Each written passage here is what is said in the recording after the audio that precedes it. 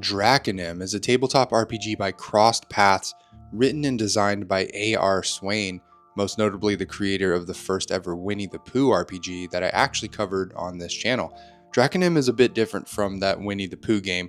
This is an everything but the kitchen sink kind of high fantasy role-playing game with 12 wildly different playable kin, 100 different class and path combinations, a fully detailed fantasy world, detailed solo rules, and most importantly, dragon companions. But kind of like Winnie the Pooh himself, these dragons don't fight. They exist as narrative elements more than anything. Your character is meant to have a bond with them, and by nurturing that bond and acting in accordance with their own natures, they gain abilities and powers that will materially help you in battle and elsewhere, but almost never through direct combat. In this video, I want to share with you a first look of Drakonym. First, I'll show you what the physical game looks like, then cover the basic dice resolution for this game, how bonding with the dragons works, and then touch on the solo rules, for which there is a whole 176-page book. At the time of recording, this game is crowdfunding. I also had a chance to do a written interview with the creator on my newsletter. I got to ask Ash about how this game came about and the thought process behind a lot of the mechanics. I'll leave a link below to where you can find everything. Let's dive in. I think depending on the backer tier or add-ons that you go for, you can get different things for this game. We'll start with the extras here. The first is a metal box that is labeled Mystery Gem Dice Set. I'm going to go ahead and spoil the mystery for you though.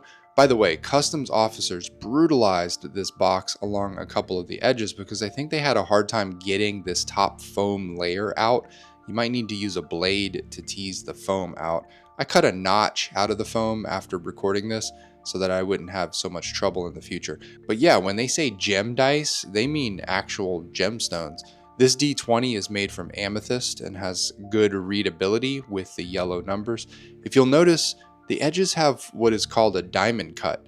It's just a ton of precision cuts on this gemstone. And of course, the Drakonym logo for the 20. Then there are 10 D6s, each also diamond cut, and featuring the Drakonym logo for the 6. These are made from red cat's eye stone, and internally they catch the light the same way that tiger's eye stone does. You get that sort of holographic effect with certain angles. The second smaller dice box contains a glass D12 and 6 glass D6s, all lettered the same way as the other set. The glass has a cracked effect, but is not actually cracked.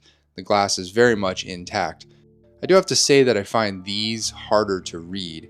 I think maybe a darker color for the numbers and logo would have been preferable. And generally speaking, with gemstones and glass, you're going to want to have a padded dice rolling surface, which isn't too big of an ask these days. Next, we have two identical sets of spell cards, one set being normal treatment and the other being holographic. We'll take a quick look at the normal cards first. This is a big fat deck, and this is the third time in a row on this channel that I think I've encountered a game that came with spell cards. I'm a huge fan of this trend because more often than not, a caster PC doesn't have enough space on a character sheet to fit all of their spells. And frankly, I don't want to have to write down dozens of spells, even on extra sheets of paper. Spell cards have been around for years, but I'm seeing more and more widespread adoption. Design-wise, these spell cards feel very LCG, which is fun. The icons on the top left are obviously very helpful for quick referencing. This second deck is the same deck of spells, but each card is holographic, which is to say there's just a metallic treatment on the face of each card that catches the light in a trippy, polychromatic way. This is definitely the way to go with spell cards. Very cool. Next up is the GM screen. This is relatively quite tall and super thick. It's a 4-panel job with some epic art on one side, and on the other, a nice recap of the game's most important rules. Then we have the most important item in the box, the core rulebook. The cover is thick and solid, but there are no end papers. The book itself runs about 280 pages, and again, this is a high magic kitchen sink high fantasy RPG with unique D6 dice pool mechanics that I'm going to go over with you in a minute. Next, there is the Herald's Guide. This is the Game Master's Guide and runs about 216 pages. I'm not going to cover any of this book in this video, but suffice it to say the game is set in a fully realized high fantasy setting. About 80 pages of this book focus on running the game and designing adventures and such. 120 pages dedicated to the setting itself, the regions, the factions, gods, and cultures, and about 16 pages worth of enemy stat blocks. Interestingly, this game also comes with a 176-page solo rulebook. I want to go over some of the highlights of this book later in the video, but here I just want to show you the physical book. Finally, there's an introductory adventure in the form of a staple-bound booklet called Shadows over Verdamir. It actually walks you through character creation and how to level up, among other things.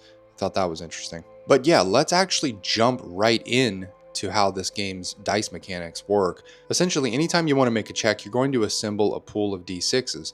These come from one of your core attributes, as well as maybe your weapon's damage rating if you're attacking, and you might be adding a perk or a trait bonus.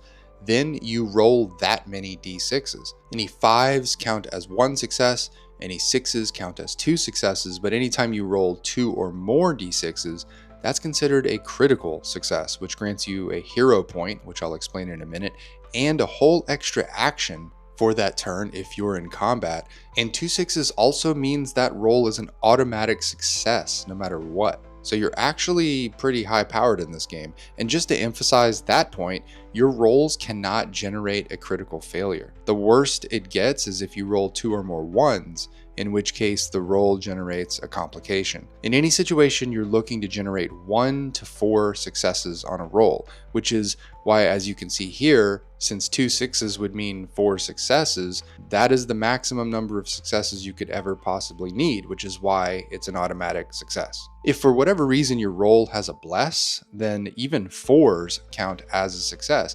And if your roll carries a bane, then 1 rolled 5 is ignored as a success per bane. You spend those hero points that I mentioned earlier on blessing a roll or on re-rolling a check. It actually takes 2 hero points to get a re-roll though. One of the most interesting aspects of the dice in this game is the shadow die. This is always going to be a d12, and players can choose to roll it if they fail a narrative check.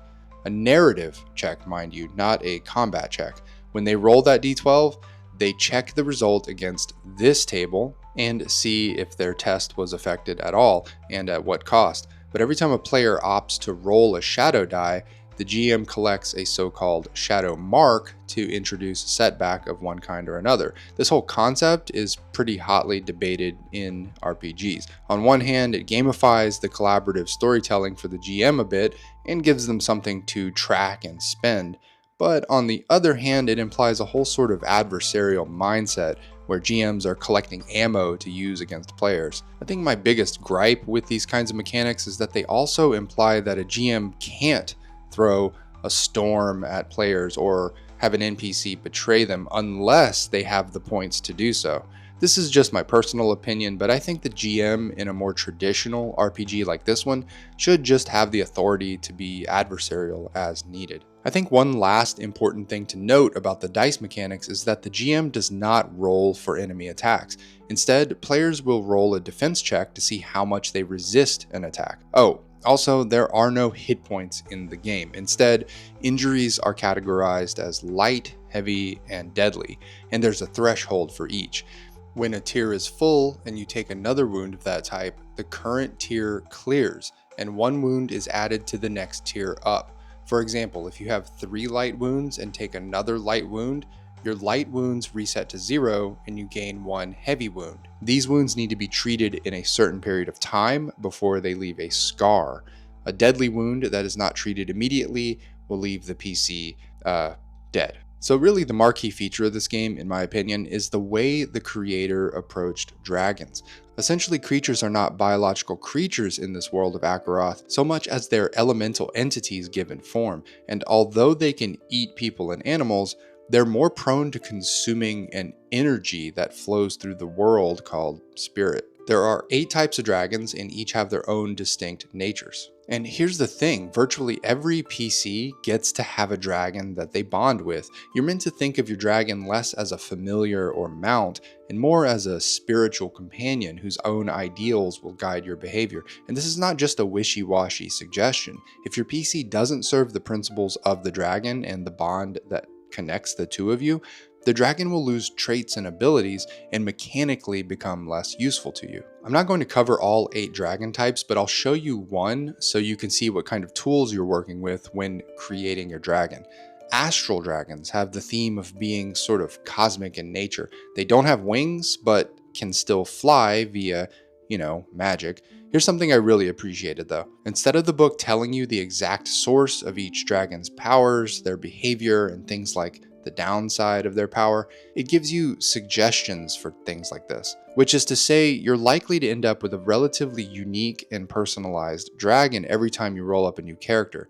This is especially the case because the game even has you design a unique trait for the dragon that is not predefined. The customization continues with variable evolution options, their emotional role, the nature of your bond, whether it be a shared personal mystery or a shared past or whatever, and finally some hard-coded additional traits that your dragon will absolutely pick up over time. The fact that there are 8 different types of dragons, each with different natures and general motivations, is what makes this work, I think. Also, the fact that the mechanics enforce your bond with the dragon by putting their abilities at risk.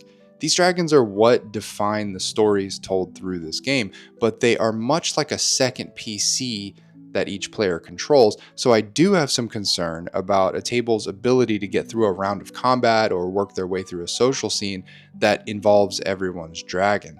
If you have 4 players, for example, that would be 4 PCs and 4 player-controlled dragons kicking about in a scene. It could be a bit too much. Anyway, one last note on dragons, they do not attack or cast spells or make checks in this game. They can act as mounts, which is a huge factor in defining this game as a high-power, high-fantasy RPG. Everyone gets a dragon mount, which means if you're the GM running a dungeon crawl, that dungeon better have some industrial strength traps and environmental hazards. So I just wanted to touch quickly on the fact that this game has a full tome dedicated to running this game solo, and it's a thorough 176 pages. I think my big question going into this book was whether or not it could stand as a game all its own without the core rulebook, and the short answer is, it will be once the full game is released. In this pre-alpha copy that I'm looking at, there are only 4 of the 12 kin, 2 unique classes, just 1 of the 8 backgrounds, and 2 of the 20 paths found in the core rulebook, but they plan on giving you the full Monty so that this solo rulebook will stand as a game all its own. Otherwise, the book already gives you all the rules for character creation in full, as well as all the dice mechanics and spells and everything. Notably, this book goes pretty in-depth into how to actually run a solo session, something that's not always clear in those solo chapters crammed into the ends of some RPG rulebooks. This game's rules do bend towards more nitty-gritty tactics and combat, which I don't think always suits a solo RPG, but that's more of a personal preference, I think. There are about 40 or 50 pages of oracle tables, which is pretty generous. You can roll up details for encounters, settlements, NPCs, conflicts, everything you'd actually need in a solo run. And then a good 50 pages of location descriptions keyed to a numbered hex map, so there's an actual region to explore using some pretty straightforward hex crawl rules. Each of these named hex locations is usually presented across 2 pages, which is extremely nice. You don't have to do a lot of page flipping when you reach one of these locations, and there are 22 of these locations in the book. But yeah, that's a brief glance at Drakonym. It's a high magic, high octane RPG that is extremely generous with its action economy and its dice resolution because it wants you to be the hero of your story. But it also wants that story to include a dragon that you sort of love and who loves you. It's a very particular flavor of fantasy that I think appeals to a lot of people. I'm curious to hear in the comments if this sort of storytelling experience would appeal to you. Let me know. I've left links for everything below, including my written interview with the creator on my newsletter. Thanks for watching. I'll see ya.